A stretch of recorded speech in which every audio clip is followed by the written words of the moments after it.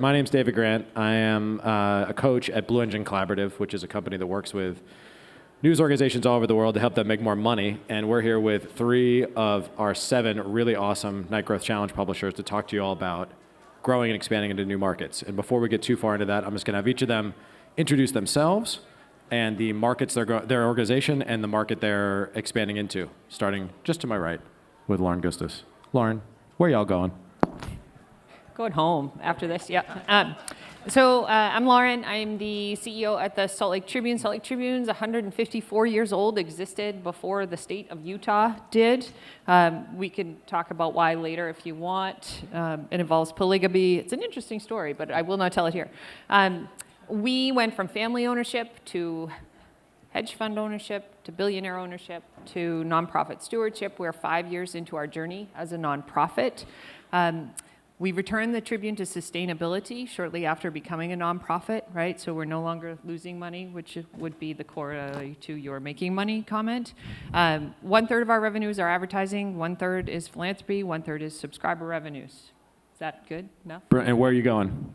Oh, yes, we're expanding in the north and the south of the state, in Cache Valley up north, in St. George down south. Utah is one of the fastest growing states in the nation, and we've already expanded in the southeastern part of the state by acquiring a legacy news org. Actually, they donated themselves to us, called the Moab Times Independent. Great purchasing terms. Excellent. Mr. Knobel.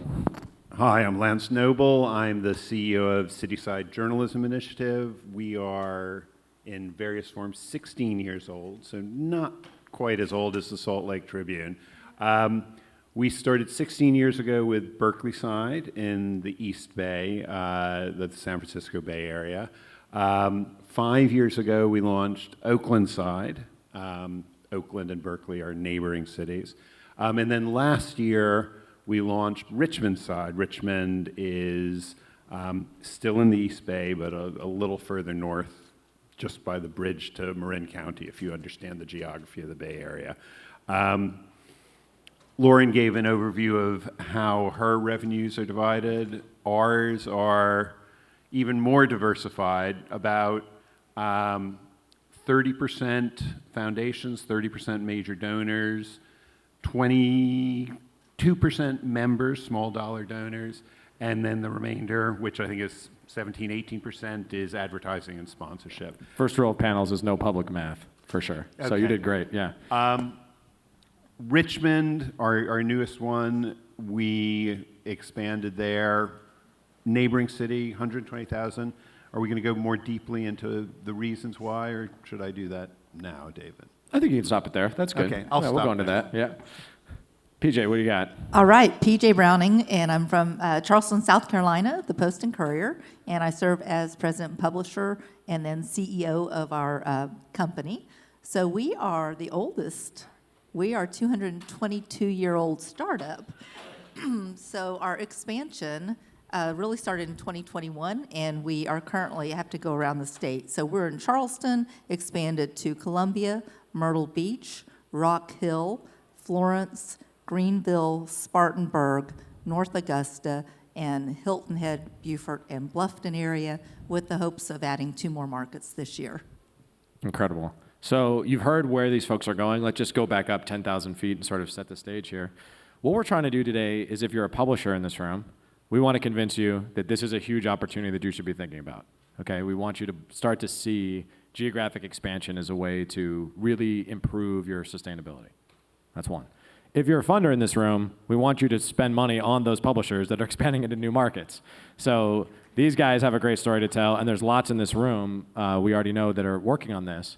And what kicked this off was a $6 million investment from the Knight Foundation back in August of 2024 into these publishers and 4 others. Many of those are in the room. Those other 4 are the Assembly in North Carolina, George's Media in Louisiana, Spotlight PA, who you just heard from on the stage here, and then just added to our group was Lookout Local, who's expanding into Eugene, Oregon. So we have this big group, and what these folks are doing is they are inverting most of the feeling we've had about local news for the last 20 years, which is down only, okay?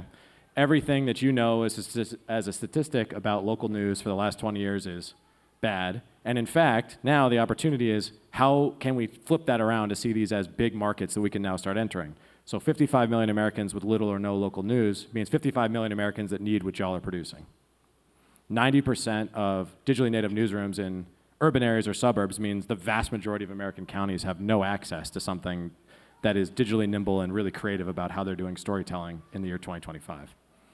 Okay, so last year, almost 3 news organizations closed per week. Even at a net gain of 80 digitally native organizations, we're still down 50 per year, every year. And that means this opportunity is only getting bigger next year.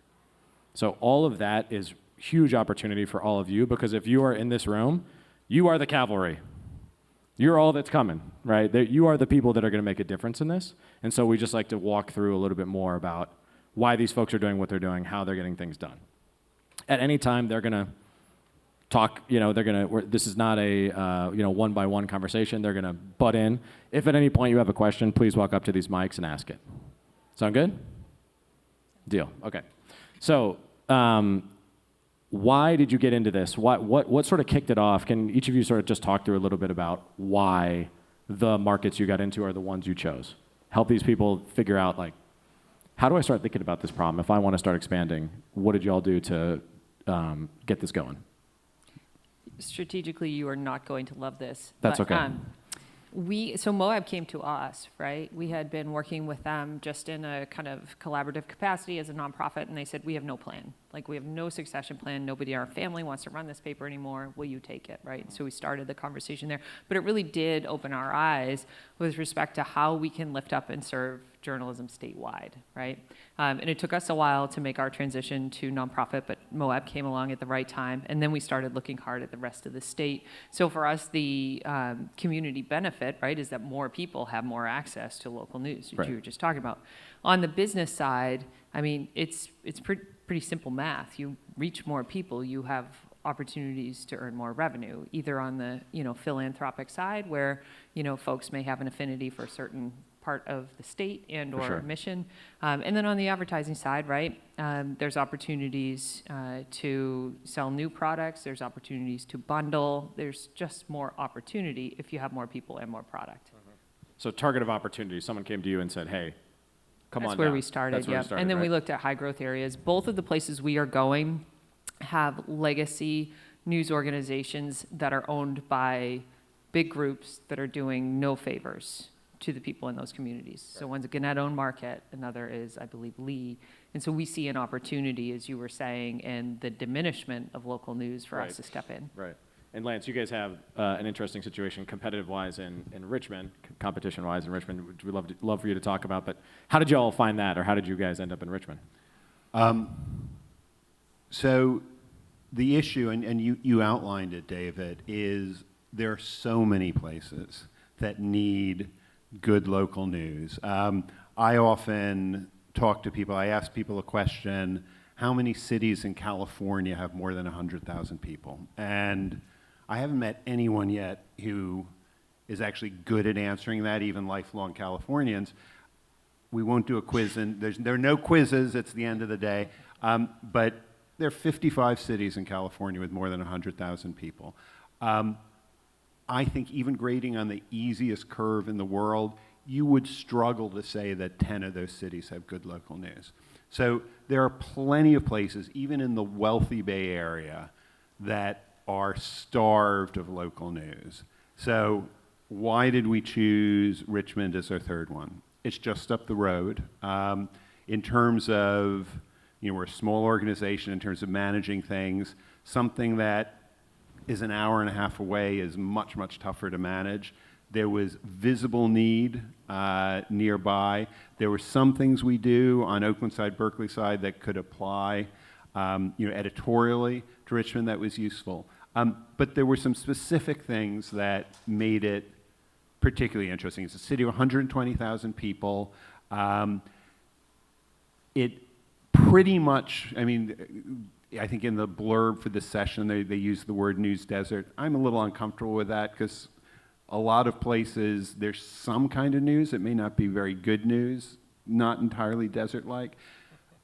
Richmond had an interesting thing. It had a local news site. It's called the Richmond Standard. It is brought to you by the Chevron Corporation.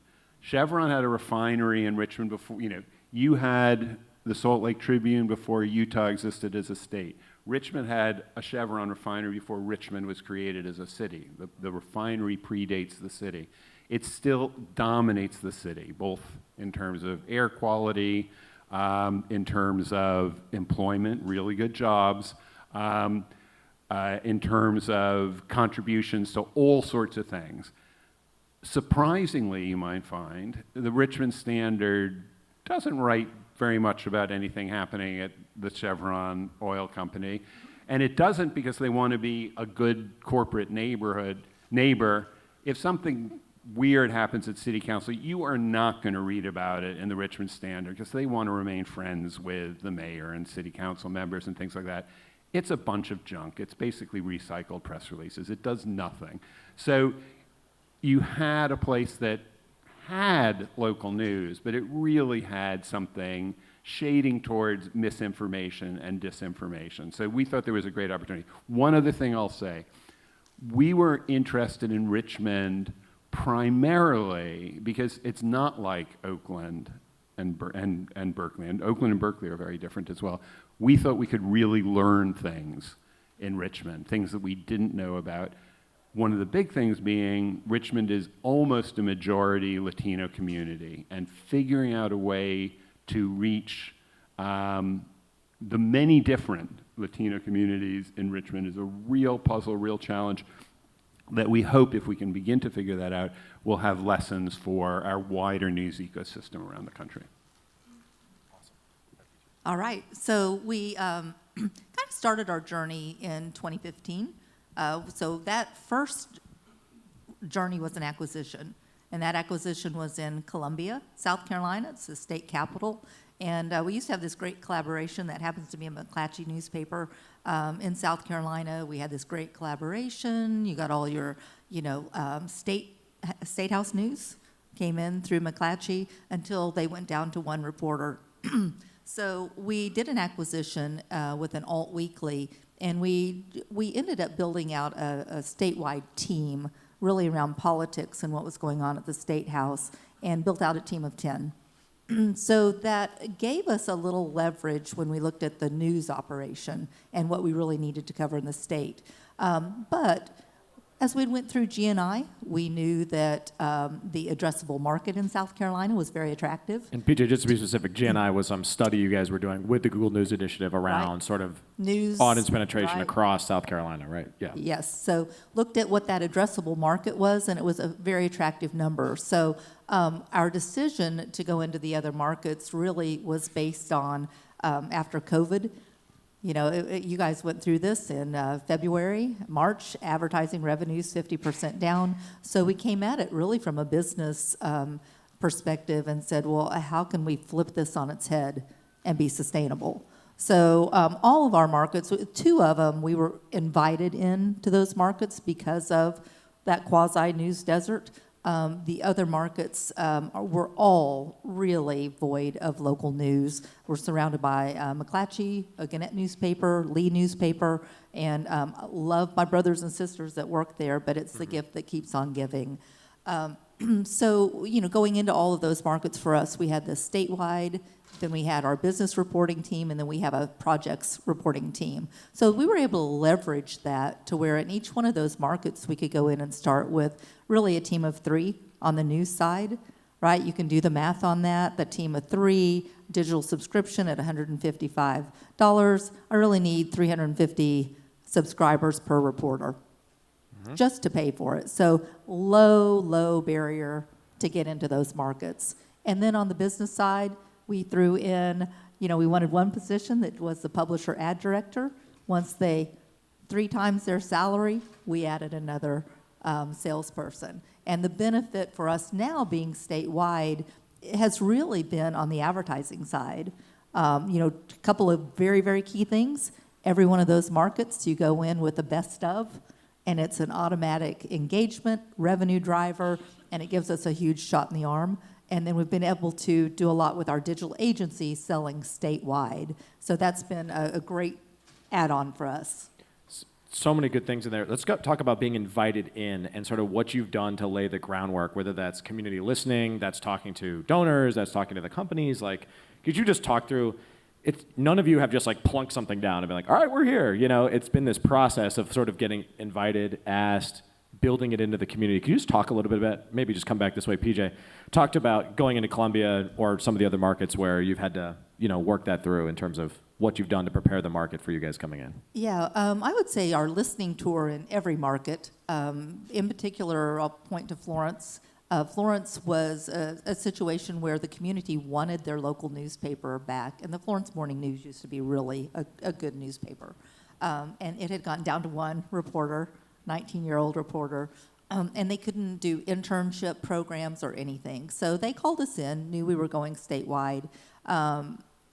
It was like a thing of beauty, right? They not only called us in and we had an initial meeting with community leaders, then they wanted to expand that. So then they brought in and we had dinner with 100 community leaders. Then they said, well, let's introduce it to the community. So they paid to have us the Performing Arts Center. So we invited the whole community and had a party to launch us. So they really, really wanted and needed news. So that's like my favorite scenario. But then in the other markets, whether it was Hilton Head, Beaufort, we went in and started with community conversations in those markets.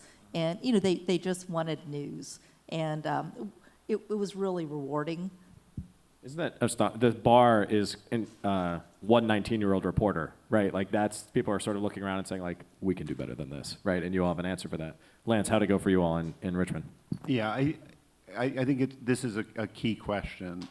One thing we do not want to be is we're riding in on the horse and we're bringing you the gift of local journalism. That's anathema for us.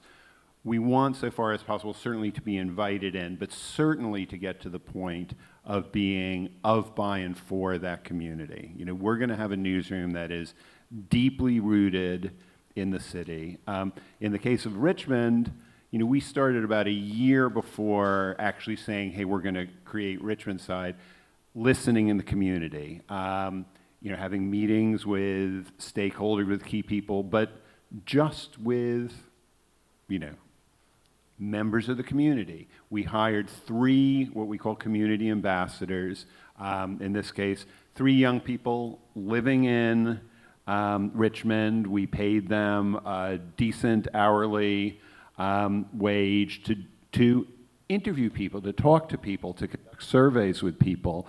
And we got, over the course of that year, you know, about 500 people, to, you know, an okay number, providing that feedback, what sort of information needs they had, what were stories in their community that needed telling, what was something that people should know about their community, a whole host of answers. We never talk about journalism. Journalism doesn't mean anything to most people. I think even news is a bit of a charged word for people. So we're asking people about information, about things they need, about were there times when they needed to know something and they couldn't find the answer? Those are the kinds of questions we ask. We're trying to elicit answers, and that helped form our views of what did Richmond need. We didn't assume we knew from our work in Oakland, our work in Berkeley, even though they're nearby, that Richmond would be the same. So that's what kind of helped us form that thing. We weren't riding in on our charger. We were trying to be part of the community. And Lance, rough justice, what did that cost to do the community listening for, you know? Broad brush, maybe 40,000, 50,000, and we were able to get, we're a nonprofit, we were able to get a local Bay Area foundation, which we had a very good relationship with. They were interested that we were thinking about Richmond. Richmond is, you know, in the context of the Bay Area, a city where there are a lot of needs.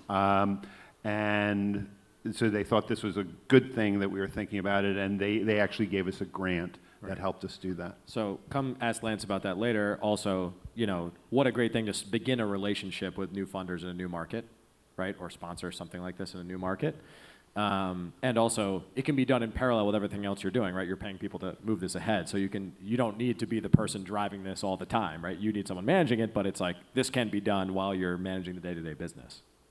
Yeah, you need to have people, and we, in fact, at the beginning of 2024, we created a new role. The person who had been the managing editor of Oaklandside shifted to a new role of director of community journalism. And so Jacob led that listening work, but he also, we don't see listening as something, okay, we're launched, we can finish listening. This is something that we feel needs to be continuous for all of our newsrooms, and having that involvement. And just on the side, for all of us, we're all wrestling with the ways that AI, for example, is likely to disintermediate even further our readers from us. Having that direct connection, one of the advantages of being local is we can actually be physically in the community. And part of Jacob's role for us is somebody who is leading that effort for us to be as present as possible and make sure our journalism is connecting with people. Lauren?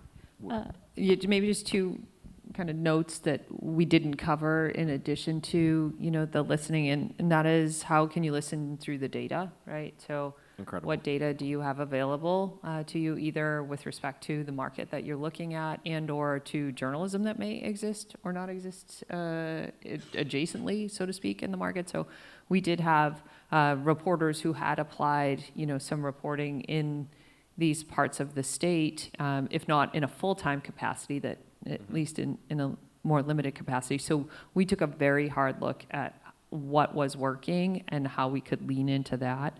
And obviously we continue to do that day in and day out. And then the other thing I would say is, as we're listening for what's important to people, we tried to keep an open mind about what the product was. So we didn't go in with this is the thing, right? What do you think, right? It's what is the best match for this community? And we're covering a lot of rural communities, right?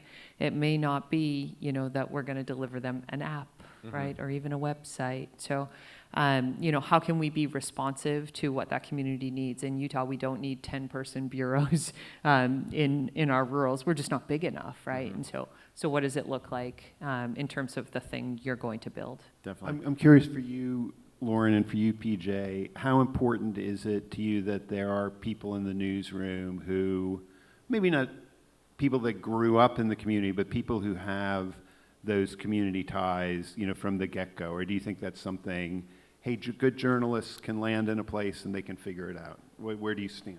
So for us, it was critically important for us to have experienced journalists, and in many cases, we were able to hire journalists that had lost their jobs in those markets. So it was critically important to have that connection. I think it just helped propel us, right, faster.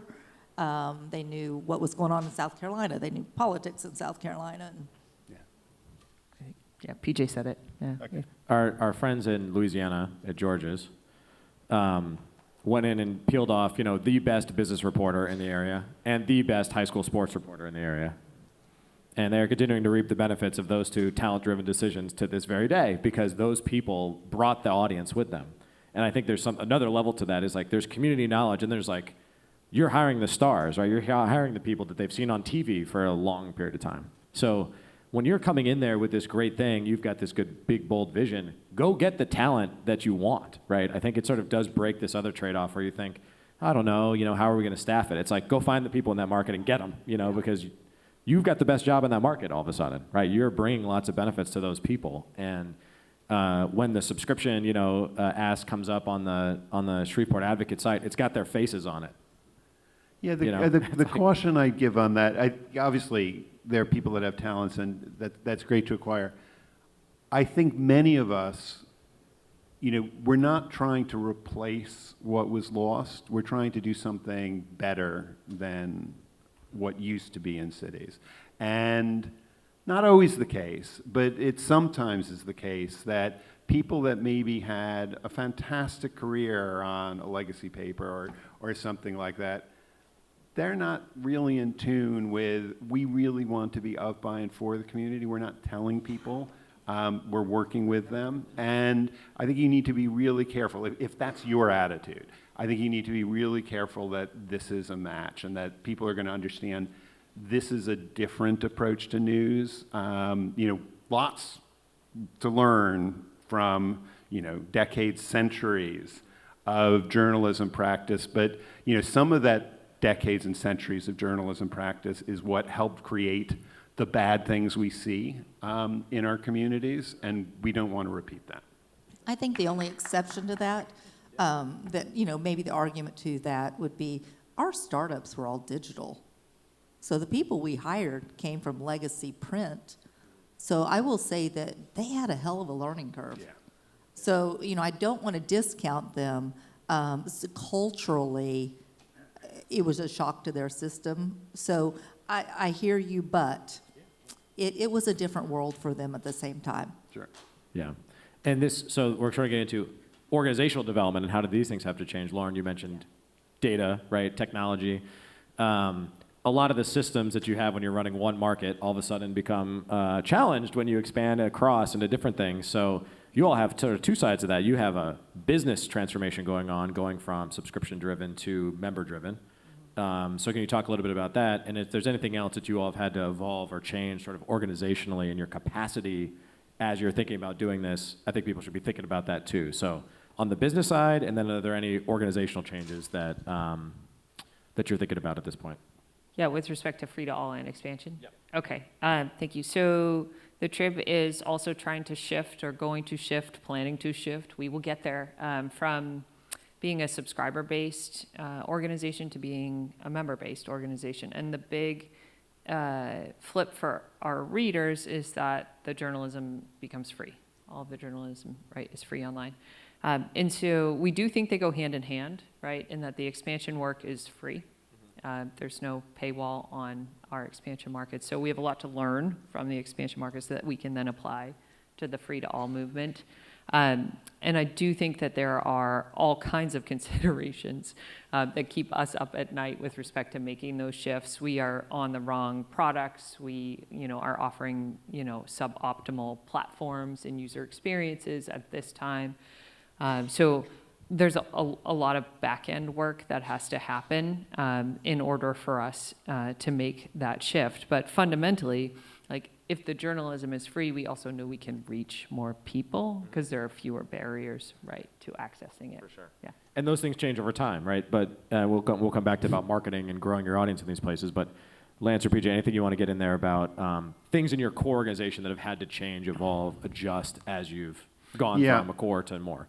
Yeah, I think, this is going to be maybe a statement of the blindingly obvious, but adding a third newsroom to two, we're a small organization. We're about 30 people all told. We feel, and I suspect everybody in the room feels, journalism doesn't scale. Moving into Richmond, we needed journalists in Richmond. That's clear.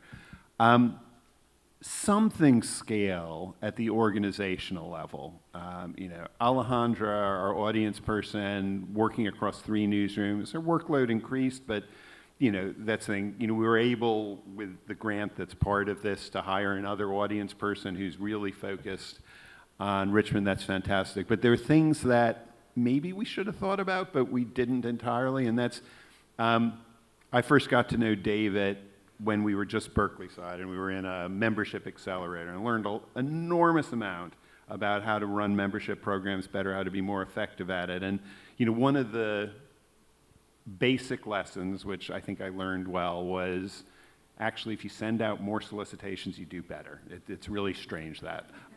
And the lesson of email marketing is always send more email. Yeah. Yes. And so, particularly November and December, when people are in a giving mood, we send out a lot of emails. We send, about, across those 2 months, maybe 20 emails to the Oakland side office, 20 emails to the Berkeley side audience. Because Richmond's new, I think we scaled it down a bit, so maybe 15 across those 2 months.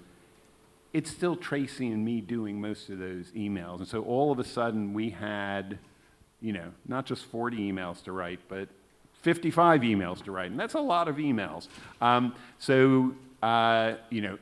Adding another newsroom, some of that stuff doesn't scale. It does create extra workload. Can I just piggyback on that for a second? Yeah. Because I think all of us in here are probably working more than one job, right? Like you have a lot of jobs, right? Yeah, yeah. And so like, why on earth would we want even more emails to write, right? You know, and I think part of what we might want to start to solve for is, you know, not just training up your like next generation of leaders, right, in your organization, but also, you know, operationally, what is the resiliency that we need so that we have the energy to do the work that should be done, right? And I don't know where that, you know, fits, but like, I'm sure you're thinking about that, right? Is like, how do I create the conditions such that, you know, we can continue to do this? I would say systems-wise for us, we were pretty tough on ourselves. We stayed the course. So we had brand extension. We were taking Post and Courier Columbia, Post and Courier Greenville, Post and Courier Myrtle Beach. So we were able to stay within Piano is the system we use. We've had it a long time. So that piece of it was not the heavy lift. The heavy lift for us was my poor HR team. We hired a lot of people, and we had to onboard a lot of people at the same time. And so I think the biggest challenge for us was culture. So you're bringing in journalists that had worked for another company. We have a different culture.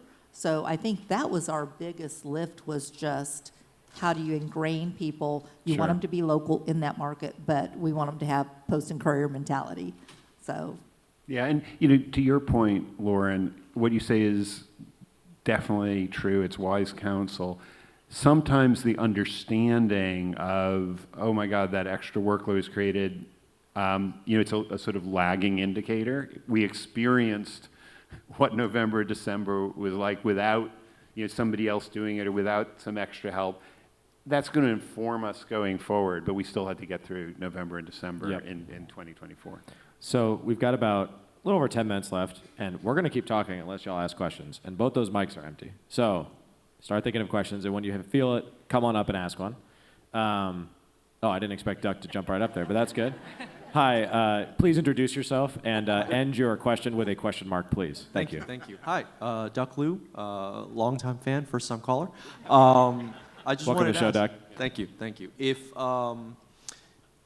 asking for a program officer, but if you were writing your grant reports at the end of all this, what would be the outcomes that you would want to say you achieved on behalf of your communities as well as your own organizations? Let me go first. Go ahead. So what we would say for the outcome is that we have been able to touch or reach more people in the communities across South Carolina, which we think is really important to build that. We heard community here. So we think that's probably our biggest and best outcome. And then just as an organization to uplift journalism. Yeah, I certainly echo what PJ said. Specifically, you know, with the support we've had for this work, one of the things we're wrestling with, and I think anyone who's thinking about expansion, this is key. When you're starting at zero in a market, which has been the case for us in each thing, you know, if there's an acquisition, it's a different situation. But starting with pretty much zero audience awareness, how do you build that awareness? How do you build that audience? Particularly at a time, you know, even 5 years ago when we launched Oaklanside, I was saying to somebody earlier today, Facebook was a pretty good fire hose of building awareness organically. You know, you post Oaklanside stories on Facebook in 2020 and word got around. You post Richmond Side stories on Facebook now and it's crickets, unless you pay to boost those stories. You know, their algorithm has been tuned. If you want the word to get out, you have to pay to boost it. And it's very effective. It's like 6 or 7 cents a click we were sort of finding. But you need the money to do that. As search changes, you know, we rely on search for about 30% of our traffic. When generative AI is generating the result and you don't necessarily get a link to click, what's that going to do to our traffic? part of what we hope to answer at the end of this period is we found other means to directly connect with the audience, to have direct relationships, to build our audience, to build our connections, whether it's live events, whether it's different ways of getting the newsletter out, whether it's sending postcards to people, all sorts of different things. So we want that community connection. We want to say we've done something in this community, but we want to also have lessons for the whole field that, here are ways you can do this. We want to strengthen communities across Utah by doing more local journalism, and we need to find the path to profitability, right? Like, we have to prove that it works. And that's just a practical concern for us. We have no endowment. It has to be profitable, and I think it should be, right? But I think that's another really important outcome for us. At a very high level, the folks sitting on stage with me right now are elite, top-tier civic institutions in the communities they're already in. And if you're going to be a top-tier civic institution, you have to have two things. One of them is people actually have to consume the things that you produce. Like, the work we do is not aromatherapy. Like, someone actually has to, consume the thing. It doesn't just float by them and they enjoy it. So that's audience reach, right? That's getting people to actually consume this stuff. And so that's market penetration, right?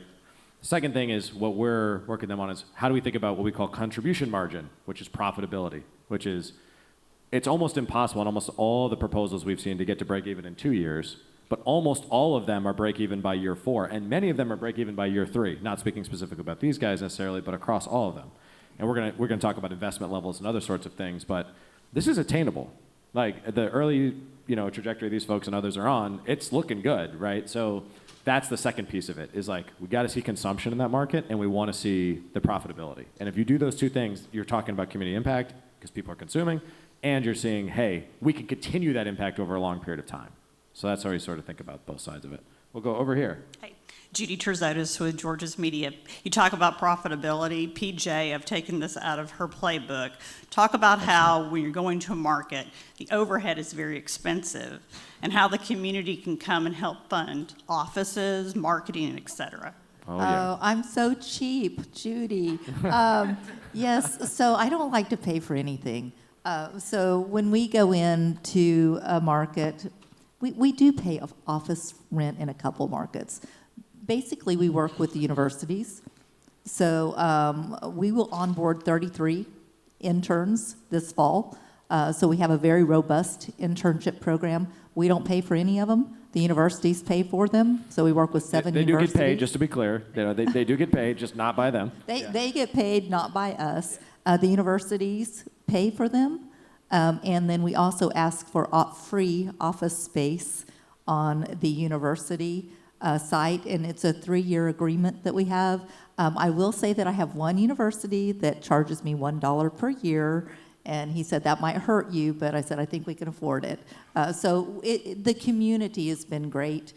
In some cases, there has been funded reporters where people will say, we're void of a reporter in our community, and we just simply say we're happy to add a reporter.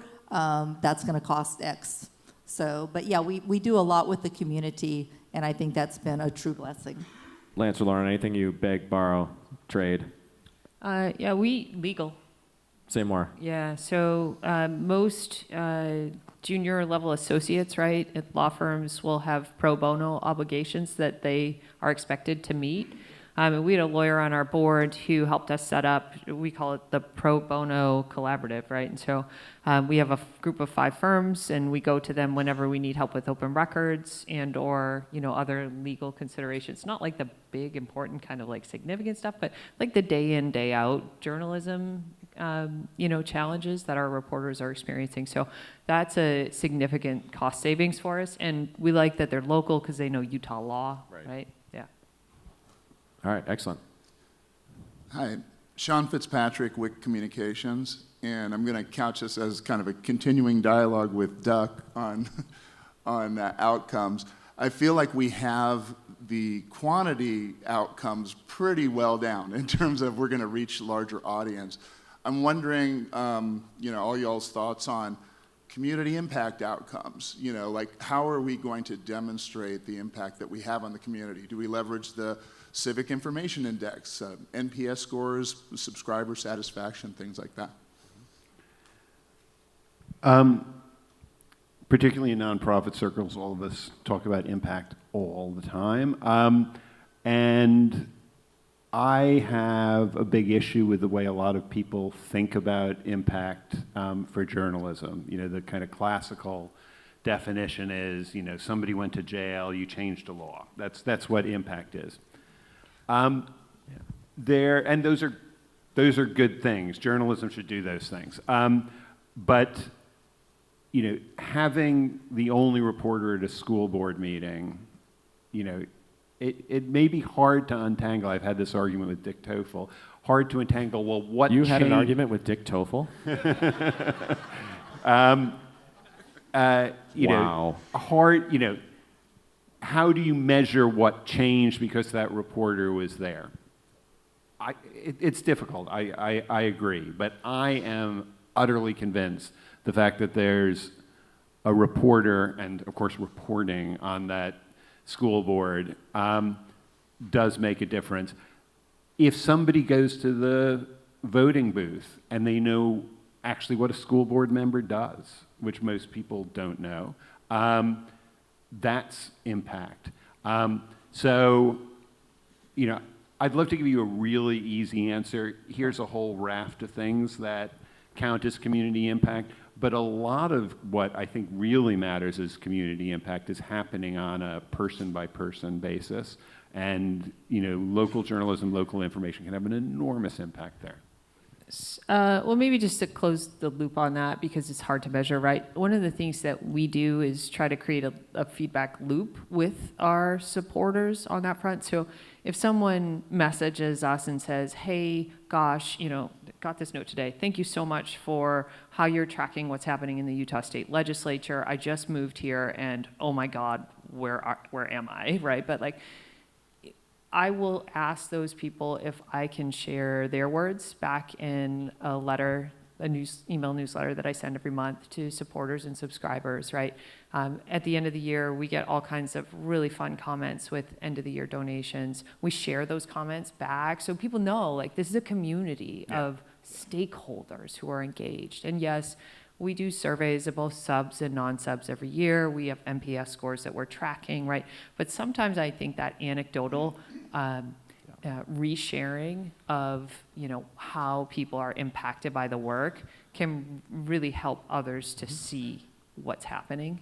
All we- true. Since most of our, or particularly the small dollar donations come in electronically, we have a feed in Slack, you know, Richmond, Oakland, Berkeley donation feed, which everyone can see. And, you know, we ask people when they donate, you know, $15 a month or just $5 or whatever it might be, you know, why did you donate? And most people answer something. And that is, you know, we talk a lot about stress for journalists and, you know, the difficulties of doing this job these days. There is a fantastic little endorphin jolt that people get from looking at that channel every day. It really is great. Yeah. And it also is stuff that we use to demonstrate as well. Do you want to add something to that I quickly, wanted PJ? to add, I mean, we work with 4 community foundations across South Carolina. You know, we had a lot of the community foundations were here. So I think that's important. We do the testimonials, you know, obviously tell those good stories in newsletters. We do a recap within the community. So that's always important, where we share the number of stories and what impact they had. So I think that is critical to close out that feedback loop. My friends, you all are so smart and working so hard. But the answer to this is very simple, is that yesterday there was basically nothing here, and tomorrow there was more than nothing. And I think there's just like something about this whole initiative, which is like, it's because of the way they've entered, because of the way you came into the market, talking to people, figuring out what people need, et cetera, like that matters. And it's showing that paying off on that over time, over the first 5 years, is its own good, right? So all these things, yes, totally agree. Like there's nothing I wouldn't do in that list. But that's what's so beautiful about this market expansion thing, is like the act itself is the impact. there was nothing, or there was very little, and now there is something great. And I think that's the sort of transition we're making from absence to presence for like so many communities across the country. And we're really excited to see more of you take this plunge. So we've hit our time here. There was another question. What was the other question? What was the other question? We'll get one more in here. Yeah. Thank you for noticing, Lance. Thank you. Yeah, I'm Matthew Watkins from the Texas Tribune. I'm also, interestingly, a former Evening Post employee. Y'all used to own a small paper in Texas, and that was my first job. Yeah. So my question was, when you're going into new markets, how do you determine what products to emphasize? Do you have a sort of playbook that you follow in each community, or do you try to tailor it more narrowly to, the habits and needs and interests of that individual community? So ours is pretty simple because of the Post and Courier, and it's got a really good, strong reputation throughout South Carolina. So expectations are kind of set for us, even going into a market, they expect to have what we have in Charleston. So I think that's fairly easy for us. We haven't really veered from that. Of course, we have, the newsletters. Now, if food is important in one community, and we've heard that on a listening tour, or they're more engaged in high school sports, we will add things that's important on the listening tour. But otherwise, it is pretty much the expectation of, we want what you have in Charleston. Yeah, I love that Lauren said earlier that they didn't come in with, preconceptions of what is going to be the right product and what is the right offering.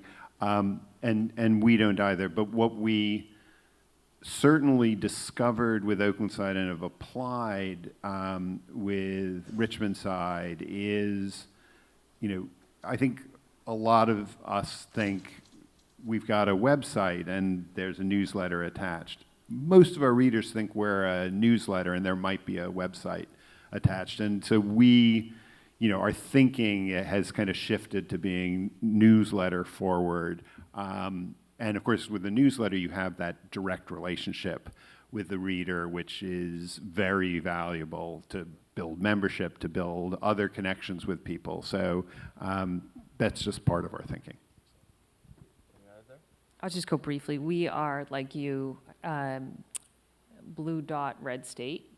And so the Tribune is not necessarily a welcome name in some communities, even as the journalism is read or appreciated, right? So we're paying a lot of attention to that dynamic and what the brand should be in addition to what the product should be, because we don't assume that people necessarily want what we are offering all across the state. Friends, this was a lot of fun. Thank you, Lauren. Thank you, Lance. Thank you, PJ. Thank you to the Knight Foundation for making this happen.